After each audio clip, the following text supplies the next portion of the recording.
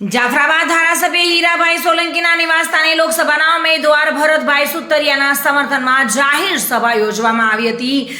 જાફરાબાદ ઇત્તર સમાજ તેમજ શહેરના તમામ સમાજના લોકો તેમજ વિશ્વ હિન્દુ પરિષદ બજરંગ દળના કાર્યકરો સાથે મહત્વપૂર્ણ સભા પૂર્વ મંત્રી ભૂપેન્દ્રસિંહ ચુડાસમા દ્વારા યોજવામાં આવી હતી। ધારાસભ્ય હીરાભાઈ સોલંકીના નિવાસસ્થાને યોજાયેલી આ જાહેર સભામાં મોટી સંખ્યામાં લોકો તેમજ જાફરાબાદ રાજુલાનું વકીલ મંડળ પણ ઉપસ્થિત રહ્યું હતું। આ જાહેર સભામાં ધારાસભ્ય હીરાભાઈ સોલંકી દ્વારા ભારતીય જનતા પાર્ટીના વિકાસ વિશે લોકોને માહિતી આપવામાં આવી હતી અને આ ઉપરાંત પૂર્વ મંત્રી ભૂપેન્દ્રસિંહ ચુડાસમાએ પણ માનનીય વડાપ્રધાન નરેન્દ્ર મોદીજીને જંગી લીડથી ફરી વડાપ્રધાન બનાવવા માટે લોકોને અનુરોધ કર્યો હતો અને આવતી 7 તારીખે 100% મતદાન થાય તેવું જણાવ્યું હતું।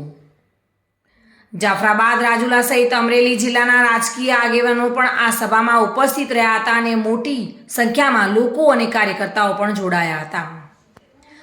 બાબુભાઈ વાઢેર સાથે bureau report, today Gujarati news.